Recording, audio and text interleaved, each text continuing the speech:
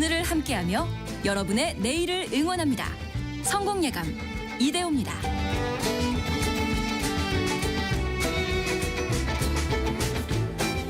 성공예감 이대호입니다. 2부가 시작됐습니다. 4월 7일 오전 10시 5분 함께하고 계시고요. 일단은 경제상식 퀴즈 정답부터 알려드릴게요. 베트남입니다. 베트남. 그러니까 미국의 트럼프 대통령이 가장 관세를 많이 크게 높게 부과하는 나라 무려 46%에 이르죠. 뭐 삼성, LG 비롯해서 우리나라 중소기업들도 베트남 현재 생산 공장을 많이 두고 있는데 걱정입니다. 0783님이 아버지께서 베트남에서 사업을 하시는데 걱정이 많습니다. 이렇게 보내주셨고요. 그리고 4671 쓰시는 분도 우리 회사도 베트남에 공장이 있어요. 회사 분위기가 지금 말이 아닙니다. 이렇게 보내주셨네요. 0113님 베트남 국민들도 근면 성실한 나라죠. 그렇죠. 그래서 사업하시는 분들 이야기 들어보면요. 진짜 그 노동자 기준으로 우리나라랑 국민성이 가장 비슷하다고 하더라고요. 되게 성실하다고. 그리고 베트남은 평균 연령이 30세가 안 되죠. 또 젊은 나라이기도 하고요.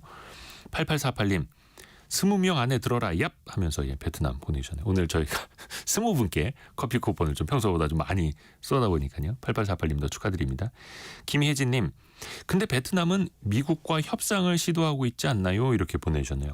정확히 알고 계십니다. 일단 베트남에서는 미국 측과 계속해서 협상을 통해서 관세 없이 가보자라고 해서 또 트럼프 대통령도 환영한다. 만나보자. 이렇게 또 화답을 했다고 하죠.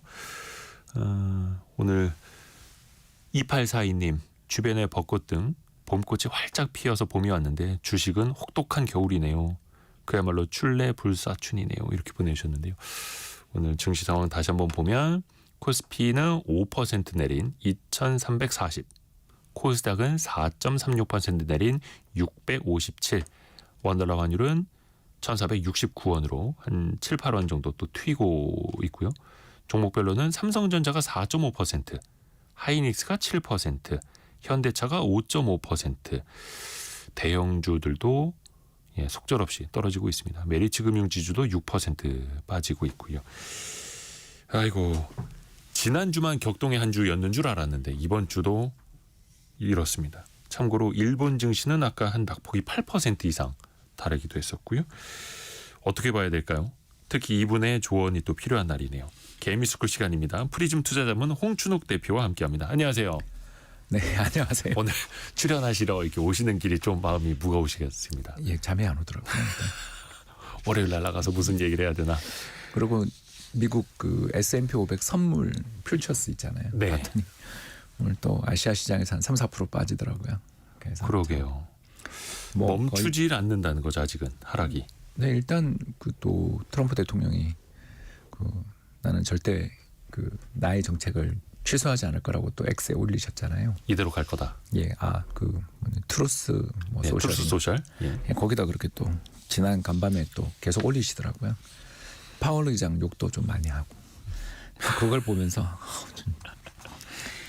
뭐 다 알고 있으면서 뽑았잖아요. 미국 사람들이 그쵸. 제일 큰 대가를 이제 치르게 되겠죠. 왜 그런가 오늘 애플을 케이스 스타드로 해서 이야기를 하겠습니다. 네. 오늘 준비해온 건 이제 애플에 관련된 특집 기사 하나를 제가 보고 왔는데 네. 뉴욕 타임즈니까 약간 안티 트럼프입니다. 그건 인정하셔야 되고요. 네. 일단 사사시 분석을 하는데 이제 애플 워치, 아이폰 그리고 아이패드 이 세 품목이 애플 전체 매출의 한 4분의 3인데 죄다 중국과 베트남에서 생산이 그렇죠. 되고 있다고 합니다. 그래서 중국이 전체 생산되는 비중이 90% 정도인데 이제 그걸 인도가 25%까지 늘리기 위해서 언제부터 투자를 시작했냐면 2017년부터 투자를 시작해서 무려 7년 걸렸대요. 노동자들을 훈련시키고 주변의 인프라를 구축하는 데 7년이 걸려서 이제 연간 2억 대 아이폰이 팔리는데 그중에 25%를 올해는 생산할 거야라고 이제 야심차게 이야기했는데 이제 인도가 25%를 맞은 거죠. 그러니까 우리만 뭐 관세를 이렇게 높게 받는 게 아니라 빠져나갈 구멍이 없는 거죠. 중국, 베트남, 그리고 인도까지 이제 또 뭐. 베트남에서는 또 그 이어폰 있지 않습니까? 그거랑 아이워치 뭐 이런 것들을 대거 이쪽으로 옮기고 있었대요. 네. 근데 여기는 이제 45%. 근데 그렇게 두들겨 맞아서 23년 기준으로 해서 베트남 공장이 애플의 그 상위 200대 공급업체 중에 10%를 이미 차지하고 있다고 합니다. 그러니 뭐 이제 정말 피해갈 방법이 없어서 이제 그래서 모건 스탠리가 분석 보고서를 냈는데 그 관세가 이대로 간다라면 내년에 올해 2025년도 안 좋지만 내년에는 이익이 한 7% 이상 올해보다 더 줄 거다. 그러니까 이 회사가 계속 이익이 느는 회사이니까. 그래 왔죠. 예, 애플은 일단 제품 가격을 인상해도 다 팔리잖아요.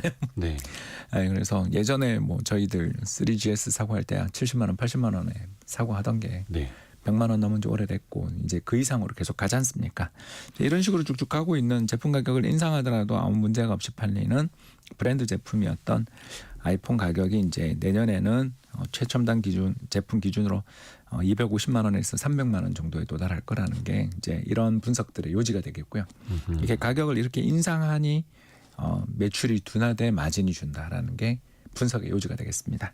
아무튼 뭐 이 정도가 됐어요. 그런데 이제 왜 그러면 지난번과 달리 2018년에는 팀 쿡 CEO가 트럼프 대통령을 직접 방문해서 딜을 성사시켜서 중국에서 생산되고 있는 아이폰 제품에 대한 35% 관세를 취소시킨 바 있었습니다. 지난번에. 예, 2018년 이야기입니다. 예.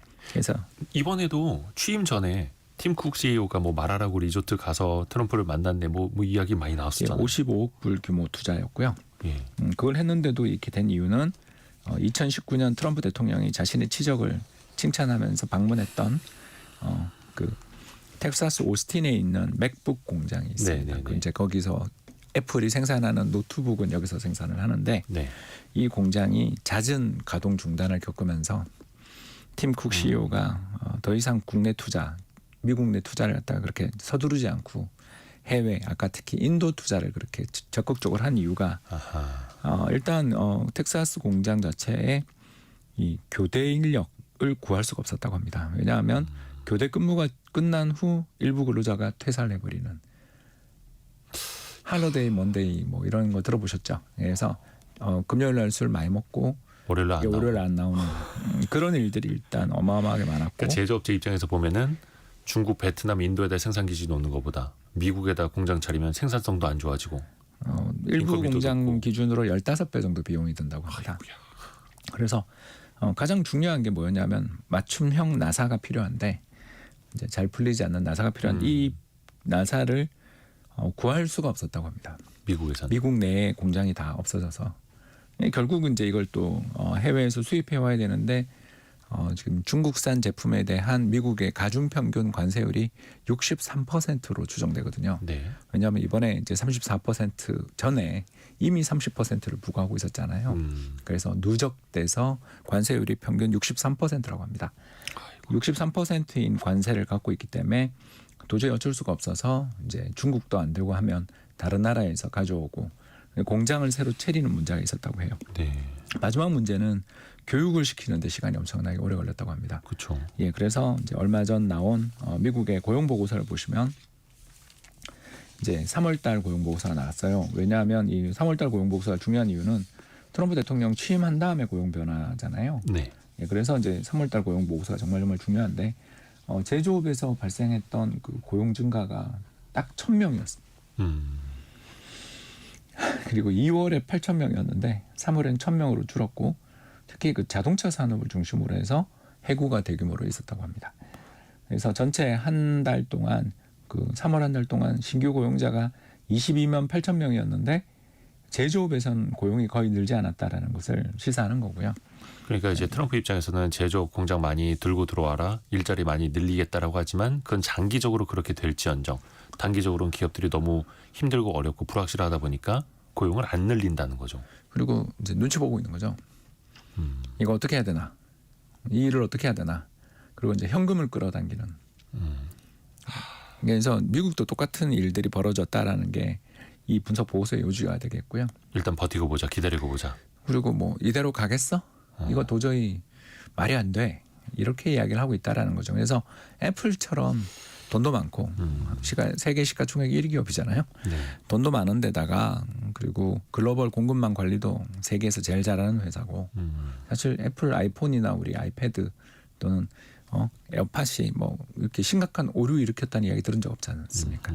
그래서 그 개발도상국에서 공장을 두고 있으면서도 그렇게 관리를 잘하는 회사가 미국 공장 운영하는데 이렇게 힘이 든다라는 건 리쇼어링이라는 게 사실상 이게 수년 내로는 불가능한 이야기라는 거죠.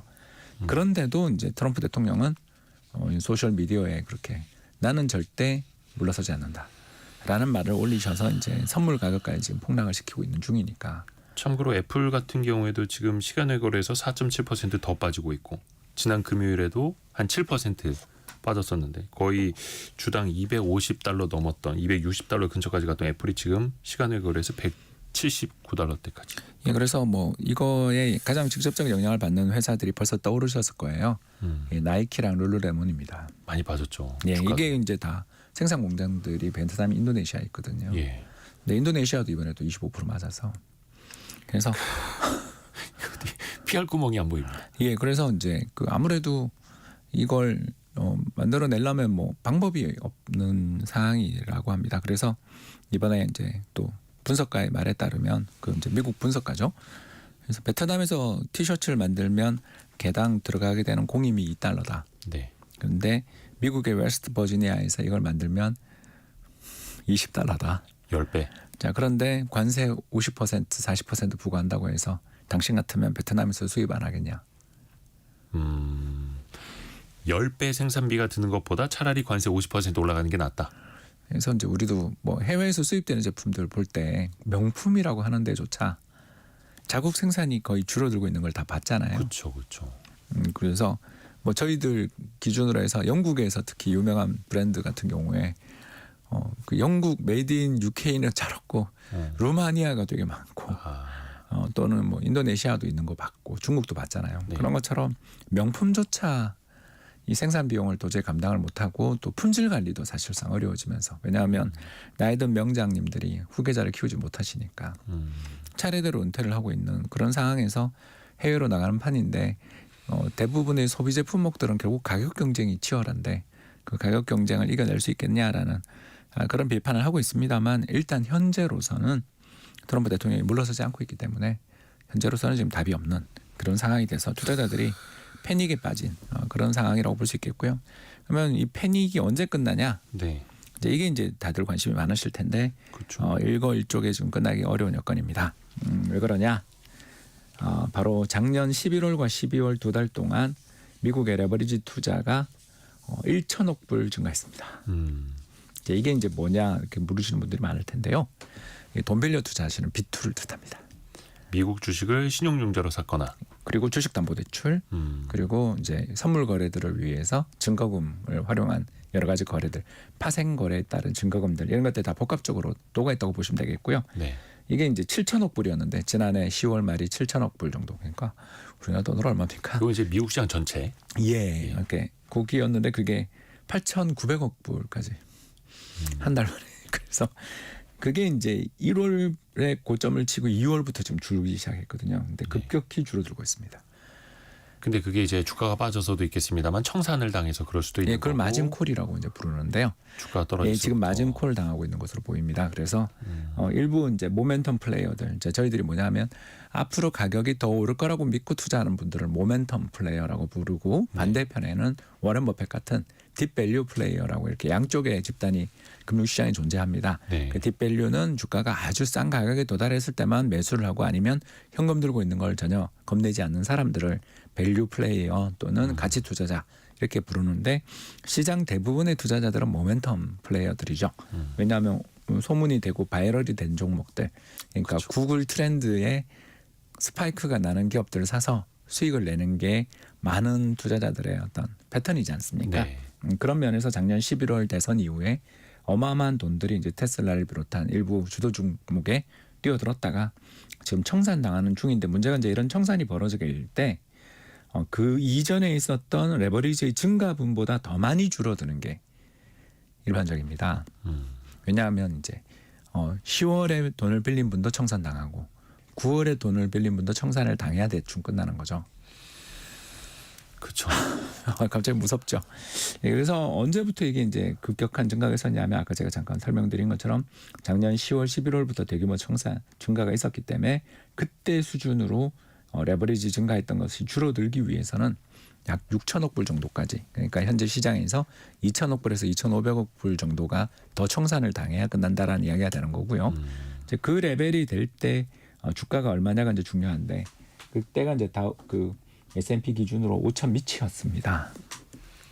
5천 포인트요? 예, 그래서 어떻게 될지는 지금 우리가 아직은 모르는데 그 레벨도 열어놔야 되는 거 아니냐라는 이야기가 그쪽에서 지금 S&P 500이 5,074니까. 예, 그러니까 그 뭐. 밑으로 간다라는 건 시장의 참가자들이 다들 이제 이번에 각오하고 있다. 예, 각오하고 있다라고 보셔야 될 것 같습니다. 그래서 이제 그 정도 레벨 뭐 언제 그 시장이라는 게 강한 충격을 받고 난 다음에는 항상 언더슈팅이라고 그래가지고 레버리지가 더 청산된 다음에 어떤 그렇죠. 문제들은 생깁니다만 일단 그 정도 레벨에 가면 저가 매수가 좀 나오지 않겠냐 이런 기대들도 하는 게 요거 차트들을 많이 보고 있는 것 같습니다. 그러니까 어떻게 보면 과열돼서 많이 오르는 현상이 나타나듯이 과냉각돼서 많은 사람들이 또 패닉에 빠져서 더 내려갈 수 있다라는 거고, 또 중요한 거는 수급적으로 뭔가 좀 해소되는 것도 필요하고 본질이 달라지는 것도 중요한데 그 본질은 교착 상태에 있다는 거네요. 기업들은 눈치 보고 있고 버티고 있고, 트럼프는 이거 뭐 고집이라고 표현하면 좀 어폐가 되겠습니다만 일단은 본인의 관세 정책을 밀어붙이겠다라고 했고, 기업 입장에서 보면 중국, 인도, 베트남 빠져나갈 구멍이 없고 심지어 펭귄만 사는 섬까지도 관세를 물린다고 하니까 거기로 우회할까 봐 지금 뭐 작은 구멍 하나까지 다 틀어막겠다 이거지 않습니까? 그래서 이제 유럽이 강세를 보이는 게 예. 유럽이 관세율이 10%밖에 안 되니까 그래서 유럽이 지금 분위기가 좋은 게 이제 이럴 때 상대적으로 제일 덜 어떻게 보면 피해를 본 데다가 이번 주에 이제 유럽 중앙은행의 금리 결정 회의가 있는데 네. 이 금리를 인하할 거로 보여집니다. 그러면 약간 유럽 입장에서는 내게로 오라. 또 이런 되고 거니까. 또 지금 너무 달러가 약세로 가면서 유로화 가치가 1.08까지 치솟았거든요. 예. 그래서 유로가 너무 강세로 가면 또 관세도 10% 두들겨 맞는 입장인데다가 환율까지 자기들이 너무 고평가가 되면 안 좋으니까 이제 역으로 미국에게 이제 어떻게 보면 표현이 좀 그렇습니다만 우리의 보복은 이거야. 달러 강세를 우리가 일으켜주겠어라고 유로 약세를 유발하기 위한 정책을 쓰는 거죠. 금리를 내려서. 예, 금리를 내림으로써 왜냐하면 미국은 금리 내리기 어려우니까 왜냐하면 물가가 오를 여지가 있는데 그쵸, 미국 중앙은행이 지금 파월 의장이 금리를 인하하기는 좀 어렵지 않습니까? 네. 특히 이번에 발표됐던 미국의 시간당 임금 상승률도 굉장히 잘 나왔거든요. 그래서 전년 동기 대비 3.84% 정도의 그 임금 상승률이 나왔고 특히 광공업 임금 상승률은 무려 4.3%까지 올라가는. 그러니까 이제 지금 제조업 부양한다 그러니까 그쪽은 사람도 부족하고 하니까 임금을 많이 올려주고 있는 상황이거든요. 그러다 보니 이제 여기 연준 의장 입장에서는 인플레이션이 좀 일시적으로 안정됐다고 하더라도 방심할 수 없는데 트럼프 관세의 충격은 3달 정도 경과해서 나온다고 보면 6월 물가가 급등할 가능성이 되게 높으니까 시간을 두고. 예, 왜냐하면 그 기존 매장에 있던 재고부터 가격은 올리겠지만 그 재고 기존에 있던 재고를 가격 올리는데 걸리는 속도는 천천히 진행되는 산업도 있으니까 경쟁이 치열하면 천천히 올리지 않겠습니까? 선적하는 기준으로 관세는 또 물리게 되니까. 되니까요. 예, 그래서 연준은 금리를 인하하기 어려운 상황인데 유럽 중앙은행은 금리를 많으면 올해 3번도 인하하겠다고 지금 이야기하고 있는 중이니까 그러면 2%가 깨질 수도 있는 상황으로 계속 금리를 인하할 수도 있다라는 거니까 그러니까 미국과 유럽 간의 금리 차이가 한 2% 이상 벌어지게 되면 유로화의 일시적 강세를 또 지연시킬 수도 있다라는 분석이 나오고 있는 것 같습니다. 그래서 유로화의 약세를 유도하고 있고, 근데 미국은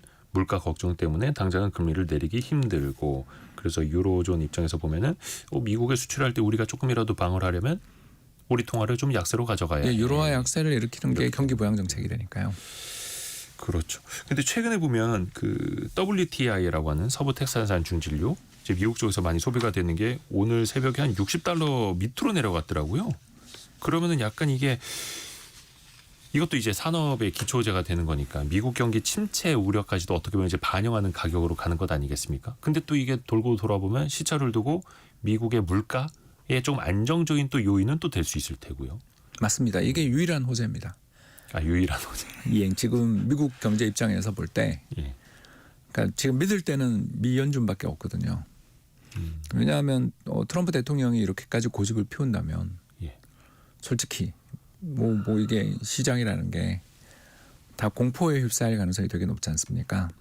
저분이 강대강으로 가게 되면 시장에 사실 지금 패닉은 더 이어질 여지가 있고, 결국 기대할 수 있는 남아있는 유일한 희망은 신속하게 움직일 수 있는 연준밖에 없는데, 연준의 FOMC 이제 회의가 5월에 있기 때문에 이번 달 없거든요. 그래서 네. 이번 달에는 회의록이 나옵니다.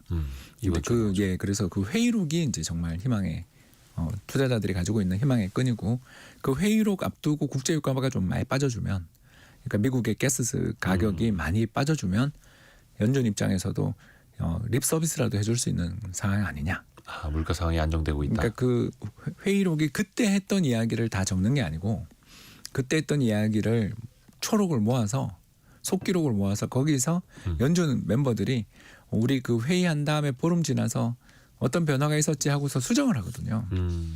그렇기 때문에 그때 했던 이야기가 아닙니다. 아하, 다른 이야기가 덧붙여진다. 그런 거나 그때 했던 이야기 중에서 어떤 부분에 강조점을 두고 나머지를 이야기를 안 하는 거죠.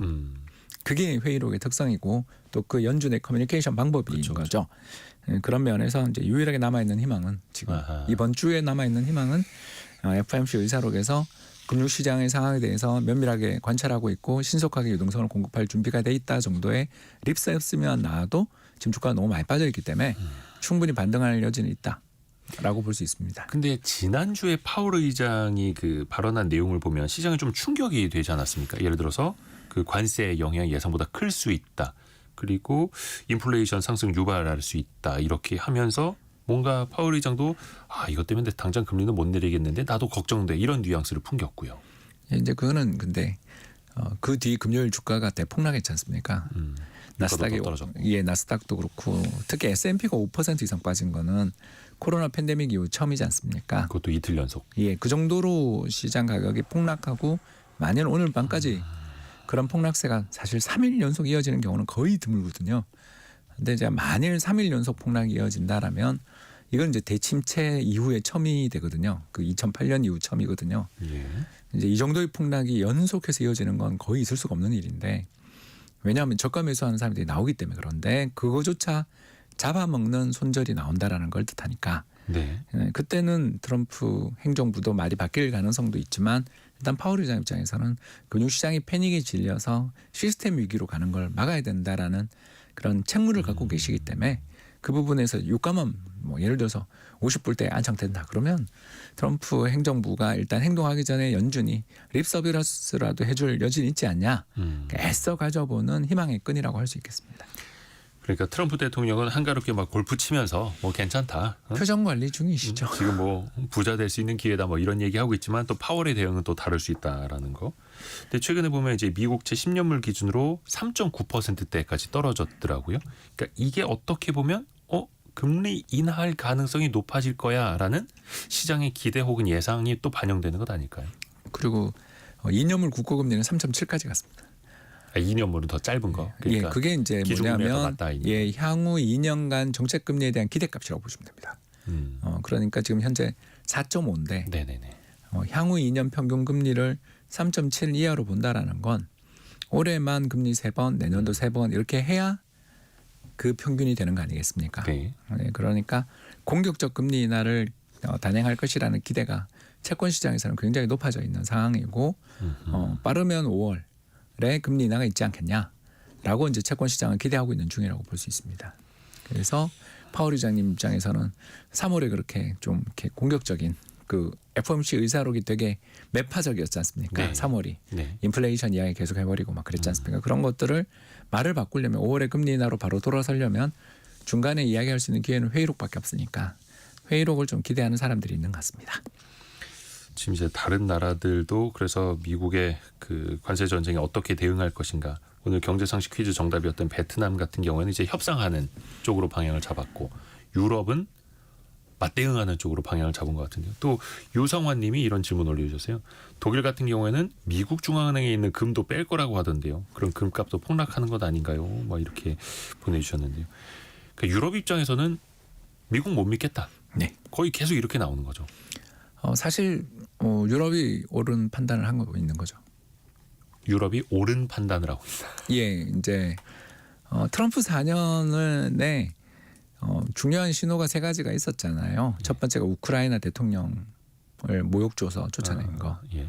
그리고 두 번째 계속 25% 관세 이런 이야기를 하면서 주변 국가들한테 협상의 여진이 있는 것처럼 매일 말 바꾸더니 마지막 세 번째로 4월 2일 날 이렇게 대규모 관세, 보편 관세를 발표하는 과정. 이 세 가지를 쭉 보면서 금융시장의 참가자들은 모르겠습니다만 저는 작년 그가 7월 17일 날 했던 마라라고 인터뷰, 그 유명한 비즈니스 위크와의 인터뷰에서 했던 네. 세 가지가 그의 그 본질이라는 걸 보여주는 것 같고요. 첫 번째가 뭐였냐면 대만이 우리의 반도체 산업을 빼앗아갔어요라는 그 유명한 인터뷰입니다. 그래서 딴 나라에 대해서 자기들은 군대 보내지 않겠다. 그러니까 어떤 일이 벌어져도 우리는 미국 군인의 피를 흘리지 않겠어. 이게 첫 번째였고, 두 번째가 뭐였냐면 팀 쿡 CEO와의 행위를 이야기하면서 2019년 맥북 공장 가동식에 가서 자기가 팀 쿡 CEO에게 미국의 공장을 지으시오. 그러면 나는 당신에게 관대함을 보여주겠습니다. 라고 이야기하면 35% 대중 관세를 애플에 대해서만 면제해 준 거. 특정 기업에 대해서만 마지막에 면제해 준 거. 그리고 세 번째가 파월 의장에게 금리를 대통령 선거 이전까지 동결해 준다면 당신의 임기를 보장하겠어. 이 세 가지가 트럼프 행정부의 그 향후 방향을 보여주는 아주 중요한 신호였고요. 그 세 가지가 다 지켜지고 있다. 뭐 파월 의장한테 소셜 미디어를 통해서 그렇게 지금 막 굉장히 자극적인 언어를 썼지 않습니까? 네. 이번 주말에. 그리고 우크라이나 대통령 불러서 옷차림이 어떻고 저떻고 하면서 면막 줬고, 그리고 어떤 일이 있더라도 우리는 뭔가 달라질 줄 알았는데 뭔가 자기네 나라에 일자리를 만들고 뭔가가 숫자가 찍히기 전까지는 난 당신들하고 협상 없다. 이거 아니겠습니까? 그런 면에서 이번에 이시바 총리가 가서 미국의 LNG 프로젝트, 알래스카 LNG 프로젝트를 이야기했던 거, 그리고 우리 정 회장이 현대기아차 30조 규모의 미국 공장 투자 이런 것들은 트럼프에게 의미가 없는 거죠. 그러니까 어떻게 보면은 협상 카드가 될 수 있는 걸 너무 빨리 써버린 것 아닌가라는 아쉬움도 들고, TSMC도 그렇고 우리 현대차 그룹도 그렇고 미국에게다 투자를 더 대폭 하겠습니다라고 했는데도 똑같이 관세 혹은 더 높게 관세. 결국 애플에게 속았다라는 게 있는 게 아닌가. 다른 기업들이 그러니까 애플처럼 공장 기공식만 하고 네. 미국에서 실제로는 공장을 돌리지 않았잖아요. 아니 그게 아까 이야기한 미국 내 제조업체 근로자들의 고용을 늘리는 실질적 행동으로 나설 수 없는 환경이었기 때문에 애플은 그렇게 해서 공장을 텍사스에 지은 공장 규모도 확대하지도 않고 했던 거를 트럼프 대통령 입장에서는 이제 자신이 느꼈을 때 네네. 확실한 숫자로 사람들이 고용을 늘리고 여기서 사람들이 늘고 찍히는 그런 거 나올 때까지는 나는 멈추지 않겠다라는 생각을 가지는 걸로 지금 보여지는 거죠. 그러니까 MOU 하는 거 필요 없고 계약하는 거 필요 없고 실제 만들어내 실제 그리고 공장에 사람을 더 뽑는 것까지 보겠다.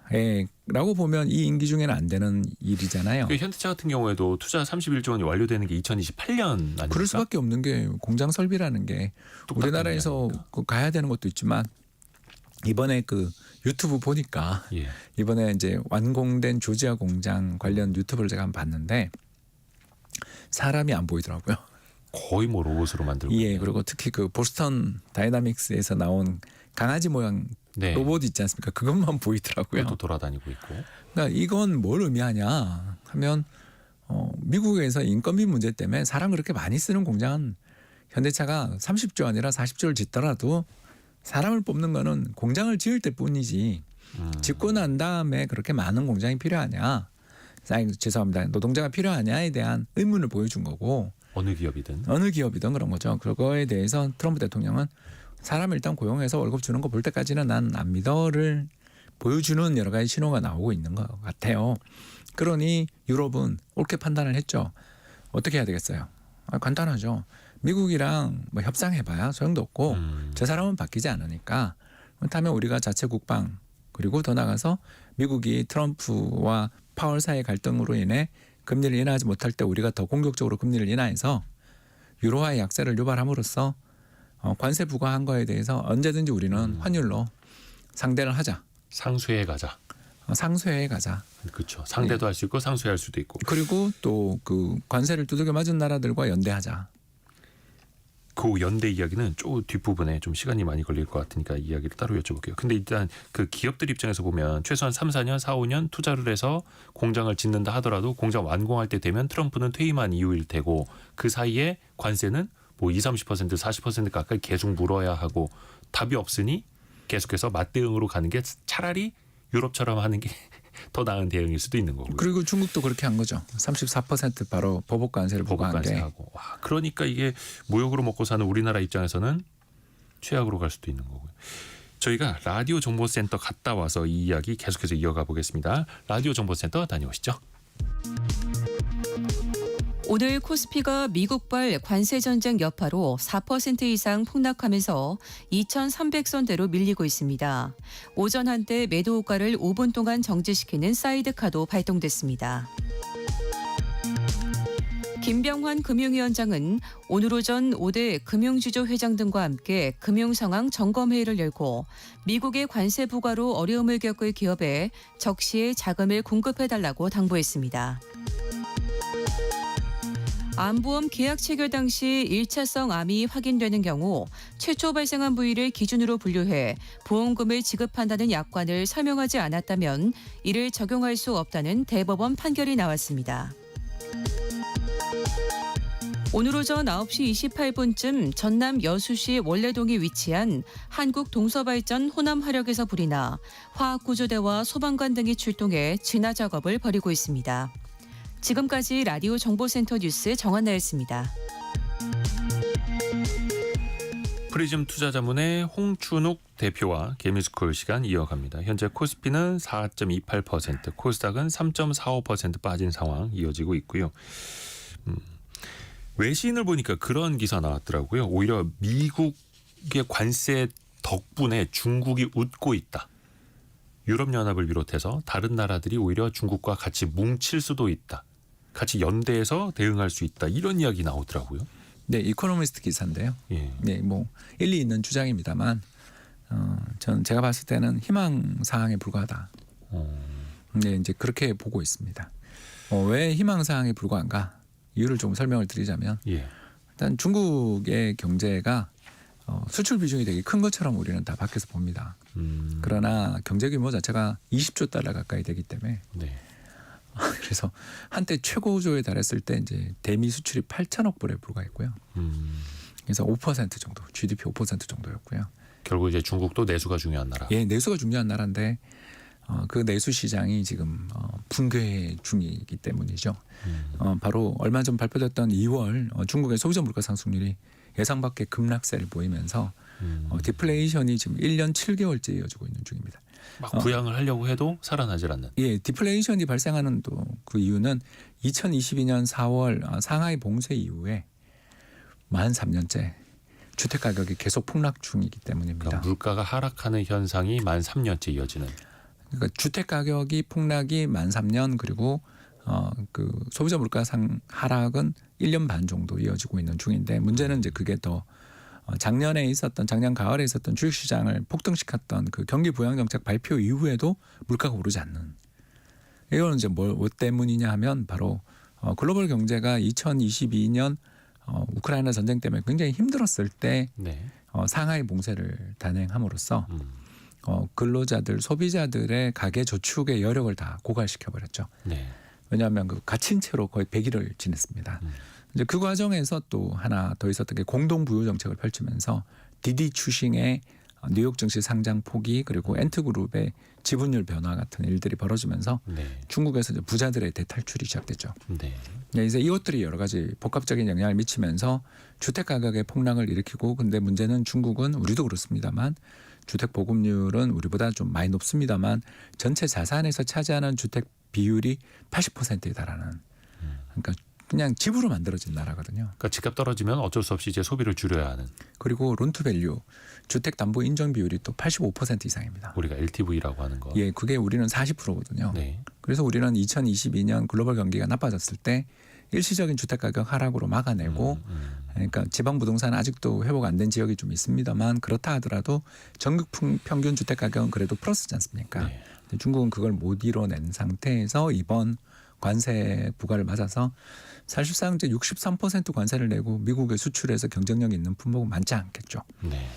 이렇다면 이제 남아 있는 건 중국 내 공급 과잉과 가격 인하 경쟁이 유발될 가능성이 있습니다. 그래서 중국 입장에서는 그동안 유럽과도 자동차 관세 전쟁 펼치면서 사실 사방이 다 막혀 있던 입장에서 유럽이 미국과의 관세 전쟁 또는 미국과의 무역 전쟁 파고가 높아지는 과정에서 독일의 요구를 수용해서 대중국 관세를 유예한다든가 대중국 관세율을 낮춰준다든가 하는 그런 숨통이 트일 여지는 있습니다만 이것만으로 중국 경제가 살아날 수 있는가? 이 정도 관세율을 두들겨 맞으면서 특히 중국 기업들도 베트남에 얼마나 많이 가 있는데 이 과정에서 살아남을 수 있는가에 대해서는 굉장히 그건 어두운 미래죠.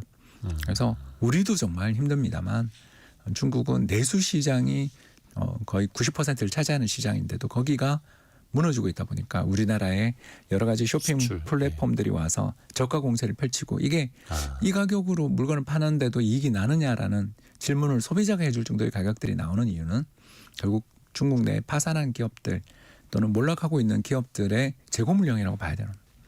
그러니까 중국에서 공급 과잉을 다른 나라에 밀어내고 있고.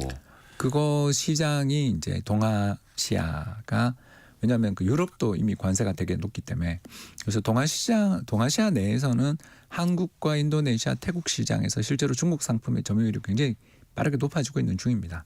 그래서 이 시장에서 중국의 침투율들이 높아지는 것은 저도 뭐 동의합니다만 문제는 상대적으로 마진이 높은 시장인 선진국 시장이 다 막혀 있는 과정에서 유럽과의 관계 개선이 정말 가시적으로 나오느냐가 중요하지. 그 중국이 승자다라는 이야기는 너무 감정적 기사가 아닌가 생각됩니다. 좀 더 지켜볼 필요가 있겠고요. 그러면 이제 우리는 어떻게 해야 하느냐. 사실 이제 수출만 놓고 보면 수출 1, 2위 미국과 중국이 다 어려워지면 우리 입장에서는 사실은 이제 답답해질 수밖에 없는 건데요. 그렇다고 해서 뭐 현대차가 31조 원 투자하겠다고 약속한 것도 안 통해. 우리 뭐 대선 이후에는 어떻게 협상이 될지는 가봐야 하는 거겠습니다만 어떤 전략으로 가야 될까요? 우리가 뭐 미국한테 유럽이나 캐나다처럼 보복 관세를 우리가 물리는 게 과연 가능할지. 남들 하면 우리도 해야죠. 예, 그건 대세를 따라가는. 그건 안 하면 예. 트럼프에게 더 멸시를 당하는 거죠. 저런 약한 나라, 예, 전 마음대로 두드려도 되는 나라다. 만만한 나라가 되는. 예, 그렇게 되는 거죠. 그러니까 일본 하는 거 따라하면 된다라고 생각합니다. 일본이 지금 가장 어떻게 보면 망신을 당한 나라잖아요. 카드를 먼저 다 써버렸죠. 거기다가 그 손 마사요시 네. 이제 그 비전 펀드 거기 소프트뱅크. 이해구 오픈 AI랑 함께 손잡고 천문학적인 투자를 하겠다고 했고 LNG도 수입 더 많이 늘리겠다라고 했고 그런데도 관세율 24%. 우리보다 1% 낮은 24%. 이건 뭐 일본이 제일 죄송합니다만 일본이 가장 그 트럼프에게 모욕을 당한 나라잖아요. 그러니까 뭐 우방이고 뭐고 없는 건데. 네, 그런 일본이 하는 거 보고 따라하면 되지 않냐. 그러니까 반면 교사 삼아라라는 말씀. 예, 그럴 수밖에 없고 거기가 안 하면 우리도 참아도 이렇게 튀지 않죠. 지금은 튀어봐야 좋을 게 하나도 없는 상황이고요. 그리고 이제 제가 오늘 이 자리에 나와서 좀 말씀드리고 싶은 이야기는 네. 한국은행이 이제 곧 금리를 인하할 것으로 보여지는데 네. 저는 하루 빨리 지금 대통령 선거가 급한 게 아니고 예. 추가 경정 예산을 빨리 편성하자. 그렇죠. 그리고 그 추가 경정 예산에서 저출산 예산을 쓰자라는 게 제 의견이고요. 왜 이 말씀을 드리냐면 작년 우리나라 출산율이 올라왔습니다. 약간. 예, 근데 왜 올라온 줄 아십니까? 그동안 미뤄있던 막 이런 것 아닙니까? 눌려있던 게 올라온 거 아닙니까? 근데 그거는 2022년, 23년에 올라왔어야죠. 그 혼인을 하고 나서 또 출산까지는 또 시간은 걸리고. 예, 그래서 제가 말씀드리고 싶은 예. 중요한 이야기를 드리자면 예. 2023년 2월에 신생아 특례 대출이 시작됐습니다. 정책의 영향. 예, 정책 영향이 굉장히 큽니다. 음. 이건 뭘 의미하냐면 굉장히 긍정적인 시그널이거든요. 뭐냐 하면 나라에서 아이를 낳는 거에 대해서 돈을 주는 즉시 아파트를 주는 즉시 효과 나온다. 바로 나오는 거죠. 이게 뭔 말이냐면 저출산 문제를 해결할 수 있는 제가 봤을 때는 마지막 골든타임입니다. 왜 그러냐면 우리나라가 90년대생들까지는 아직 그래도 숫자가 좀 있어요. 2000년대생이 되는 순간 이제 연 40만 명 태어났지만 그 전에는 60만에서 80만이 태어났거든요. 그분들이 지금 결혼 정년기잖아요. 이분들한테 인센티브를 주는 거죠. 어떤 인센티브를 주느냐에 대해서는 여러 가지 논란이 있습니다만 가장 집행하기 쉬운 게 뭐냐? 신생아 한 명당 1억씩 주는 거죠. 그러면 1년에 20만 명 태어나기 때문에 20조밖에 안 됩니다. 네. 근데 우리나라 1년 국가 예산이 600조 그리고 1년 GDP가 2,000조가 넘거든요. 네. 자, 그러면 이 대목에서 국가 부채 이야기를 하신 분들이 많을 텐데 우리나라 실질적 국가 부채는 정부의 추산이나 이런 거의 절반에 불과합니다. 왜 그런가? 바로 외평채와 통한채 때문입니다. 그럼 어떤 뜻이죠, 그건? 바로 상계된 자산이 있는 부채라는 뜻입니다. 더 어려운데요.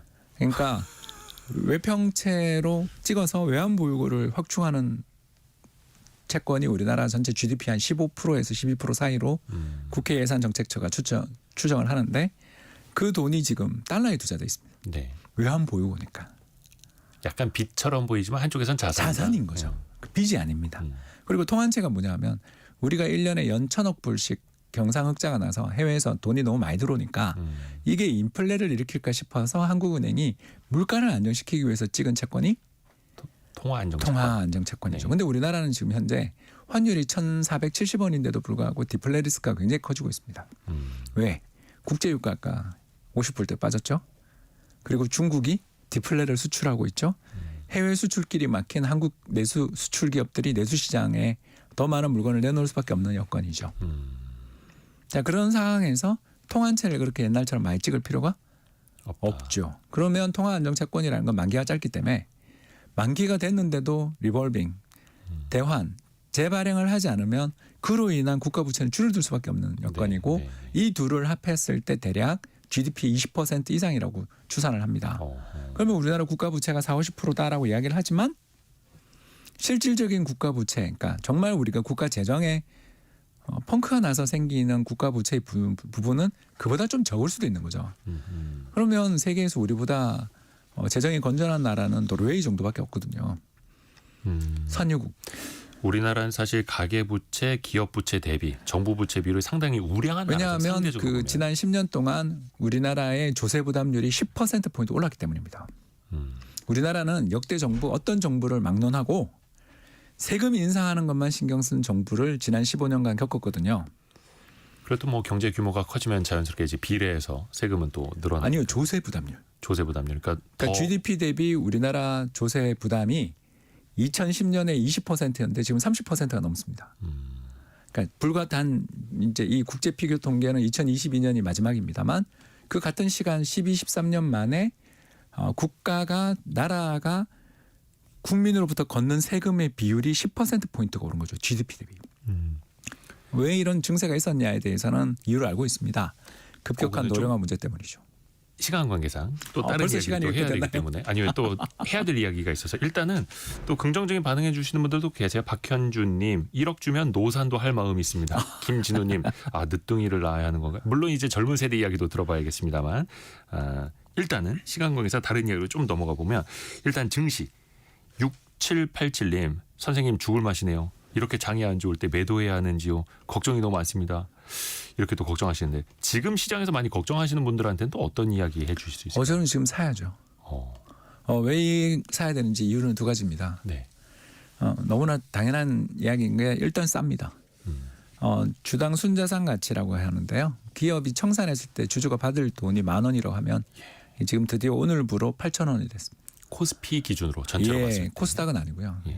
그래서 8,000원이 됐습니다. 그리고 이거보다 낮았던 시기가 두 번 있었는데 한 번은 그 코비드 코로나 때 팬데믹 때 그리고 97년입니다.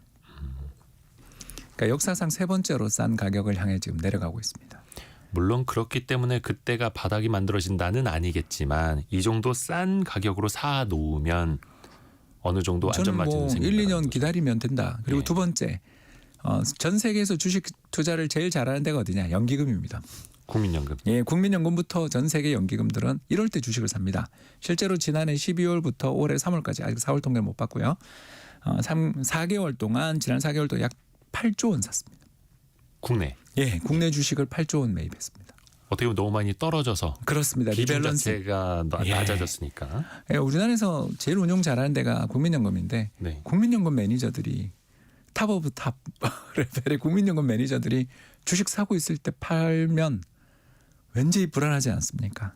근데 이제 많은 사람들이 이럴 때 불안하니까 싼 가격에 팔게 되죠. 그러기 때문에 레버리지를 쓰면 안 되는 거죠. 견딜 수 있는 힘이 있어야 되니까. 그러니까 지금 미국의 레버리지 투자가 제가 아까 2천억 불 이상 털려야 바닥이다라고 이야기 아까 드렸잖아요. 네. 그 2천억 불에 달하는 그 어마어마한 돈들이 청산당하는 과정에서 가격 불문 시장가로 팔게 되거든요. 그러니 그 시장가를 줍줍하는 사람이 나올 텐데 워렌 버핏 같은 사람들 아니겠습니까? 근데 그게 내가 판 주식을 그런 사람들이 줍줍할 수도 있다라는 거. 예, 그거 누가 지금 사고 있을까? 그러니까 거래가 체결됐다는 건 누가 샀다는 뜻이잖아요. 그렇죠. 그냥 그걸 사는 사람들은 장기 투자자들, 딥밸류 투자자들인데 딥밸류 투자자들이 봤을 때는 현재 미국 주식 시장이 만약 아까 이야기했던 레버리지 청산으로 정말 선물 가격대로 오늘 5,000도 그 미국 S&P 500 기준입니다. 5,000도 깨지고 4,500 간다 그러면 그 PER이 그렇게 비싸다고 이야기했던 24배에서 16배 레벨까지 가거든요. 네. 그렇다면 한번 저가 매수는 고민할 타이밍인데 그 타이밍은 아까 말씀드린 연준의 태도 변화가 방아쇠를 주지 않겠나 생각합니다. 연준의 태도 변화가 또 어떻게 나타나는지 살펴봐야겠습니다.